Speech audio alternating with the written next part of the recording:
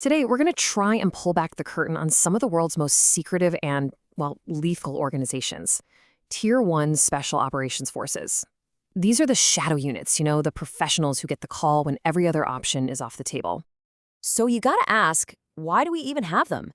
The simple answer is that the world keeps cooking up problems that ordinary armies and police forces just aren't built to handle. Think of these units as surgical instruments in a world of blunt force, designed to operate where the lines are blurry and the stakes couldn't be higher. And this quote, which is about the U.S. Army's Delta Force, man, it really gets to the heart of it. This isn't about winning wars in the way we usually think of them. Nope. It's about quiet, precise, and often completely invisible actions that shape world events without ever making the 6 o'clock news. Okay, so where did this whole idea of the modern operator even come from? To really get a handle on today's elite forces, we have to go back, way back, to the original blueprint.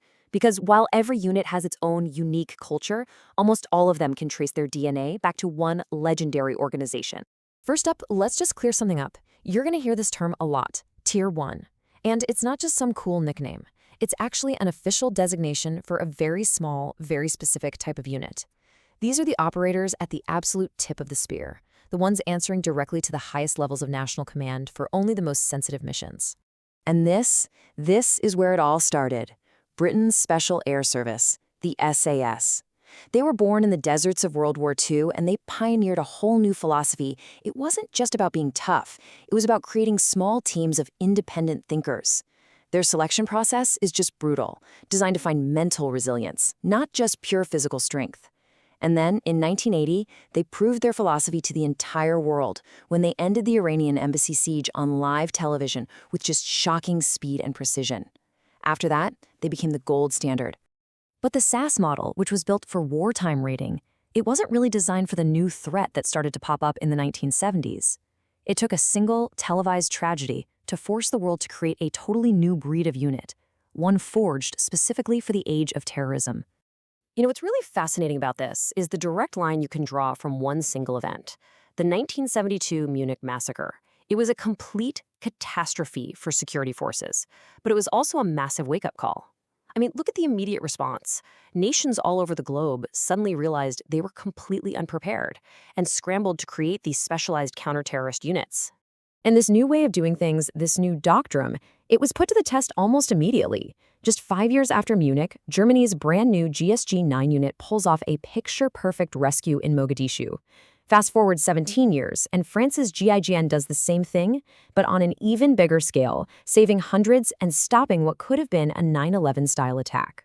For this new breed of unit, the mission was crystal clear: speed, surprise, and above all else, save the hostages. But what's it actually like for the people who do this for a living? We see these dramatic results on the news, but the day-to-day reality, it's a world away from what we imagine. Now, the quotes we're about to look at, they offer a window into the American experience, but the core ideas of secrecy, of specialized roles, those are pretty much universal across all these elite forces. The first rule of these units is you don't talk about them. It's an absolute enforced anonymity. For an operator in a unit like Delta Force, they have a cover story. For their friends, their family, even for their own kids. The mission is everything, and protecting the unit's secrecy is a part of that mission, a constant isolating reality. But not every mission is about kicking down doors. Some units specialize in the long game. They're about building, not just breaking.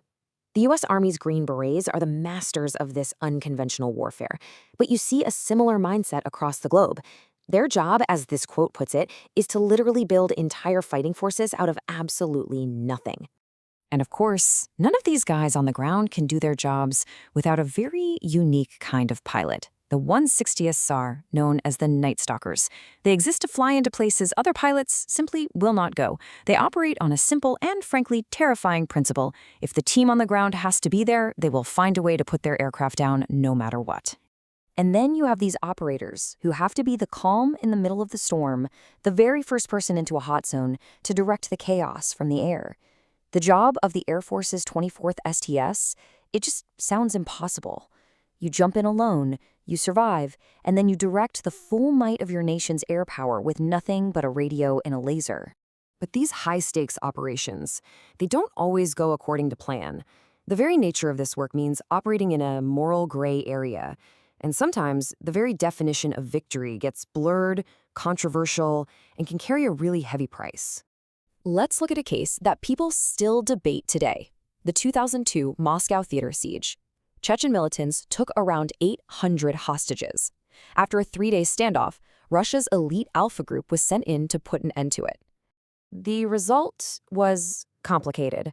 As you can see, all 40 of the hostage takers were killed and the siege was broken, but over 130 hostages also died, not from bullets, but mostly from the effects of a secret gas that the Russian forces pumped into the theater. It really raises a difficult question.